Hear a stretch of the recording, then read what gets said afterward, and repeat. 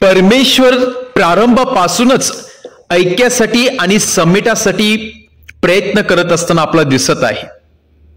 Bible आपल्याला सांगत आहे की सुरुवातीपासूनच पापामुळे विभक्त झाल्यानंतर परमेश्वर मनुष्याला त्याच्याकडे बोलवत आहे. जो विश्वास तुटलेला आहे, जे नातं तुटलेलं आहे ते परत जोडण्यासाठी, समेटाची भावना निर्माण करण्यासाठी आणि परत एकदा ऐक्य निर्माण करण्यासाठी परमेश्वर फार आतुरतेने प्रयत्न करत आहे. या उलट सैतान अधिक फूट पाडण्यासाठी तयार आहे.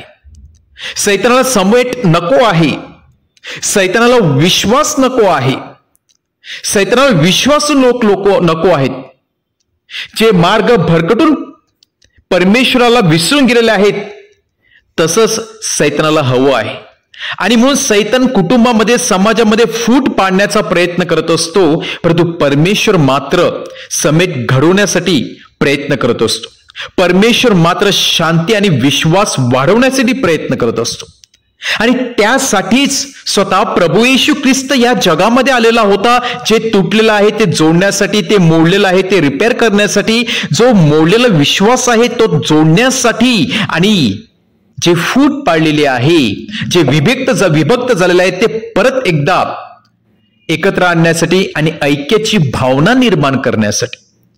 आणि म्हणूनच आजच्या शुभवर्तमानामध्ये प्रभू येशू ख्रिस्त आपल्या पित्याकडे कळकळीची प्रार्थना करत आहे. केवळ स्वतःसाठी नाही तर आपल्या शिष्यांसाठी आणि शिष्यावरती जे विश्वास ठेवणार आहेत भविष्यामध्ये, त्याच्या शब्दावरती विश्वास ठेवून प्रभू येशू ख्रिस्ताच्या मागे येणार आहेत, त्यांच्यासाठी प्रार्थना करत आहे की परमेश्वर त्यांना एकत्र आण, त्यांना एकत्र ठेव, त्यांना त्यांच्यामध्ये समेट घडून आण. परमेश्वर ही प्रार्थना का करत आहे? कारण परमेश्वर ठाऊक होतं की भविष्यामध्ये सैतान फूट पाडण्याचा प्रयत्न करणार आहे. भविष्यामध्ये लोक एकमेकापासून दूर जाणार आहेत, नातेसंबंध तुटणार आहेत, फॅमिली फुटणार आहे, कुटुंब उद्ध्वस्त होणार आहेत. आणि त्यासाठी प्रभू येशू ख्रिस्त कळकळीची प्रार्थना करत आहे व आपल्या शिष्यांना देखील प्रार्थना करण्यासाठी सांगत आहे की तुम्ही एकत्र राहा, एकत्र काम करा आणि इतरांना देखील एकत्र राहण्यासाठी सल्ला द्या. ही प्रभू येशू ख्रिस्ताची कळकळीची प्रार्थना होती, अंतःकरणातून आलेली प्रार्थना होती. कारण प्रभू येशू ख्रिस्त आता आपल्या शिष्यापासून विभक्त होत आहे आणि जाताना तो आपल्या शिष्यासाठी जी अमूल्य देणगी देऊन जात आहे ती म्हणजे एक आपला आत्मा, जो पवित्र आत्मा त्यांच्यासाठी देत आहे. त्याचबरोबर त्यांच्यासाठी विशेष प्रार्थना करत आहे. जणू काही प्रभू येशूचे शिष्य आता नवीन जीवनाला सुरुवात करणार आहेत, तेव्हा त्यांच्या जीवनामध्ये अनेक संकटे येणार आहेत, अनेक वादळे येणार आहेत. त्या संकटांना, वादळांना तोंड देण्यासाठी प्रभू येशू ख्रिस्त विशेष त्यांच्यासाठी प्रार्थना करत आहे व समेटाची व ऐक्याची भावना त्यांच्यामध्ये रुजवण्यासाठी त्यांच्यासाठी विशेष कृपा व शक्ती मागत आहे. ज्याप्रमाणे प्रभू येशू ख्रिस्ताने आपल्या शिष्यांसाठी प्रार्थना केली, आज आपल्याला देखील प्रार्थनेची गरज आहे. कारण आज समाजामध्ये आपण पाहतो कुठे ना कुठे फूट पडत आहे, कुटुंब उद्ध्वस्त होत आहे, नातेसंबंध तुटत आहेत.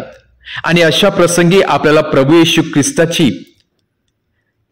ख्रिस्ताचं सामर्थ्य हवं आहे. प्रभू येशू ख्रिस्तासारखी आपल्याला प्रार्थना करणे गरजेचं आहे, जेणेकरून जिथे पुढे फूट पडलेली आहे ती फूट निघून जाऊन त्याऐवजी तिथे समेटाची भावना निर्माण व्हावी.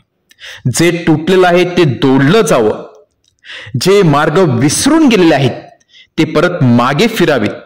म्हणून आज आपल्या सर्वांसाठी प्रार्थना करणे गरजेचं आहे, एकमेकांसाठी मागण्यासाठी गरजेचं आहे, विशेष करून ऐक्यासाठी.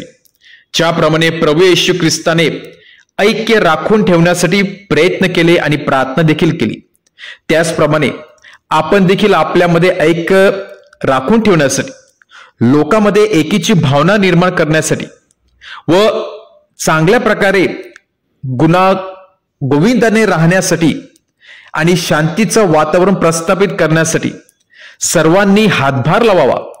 म्हणून आपण इतरांसाठी, स्वतःसाठी प्रार्थना करणे गरजेचं आहे.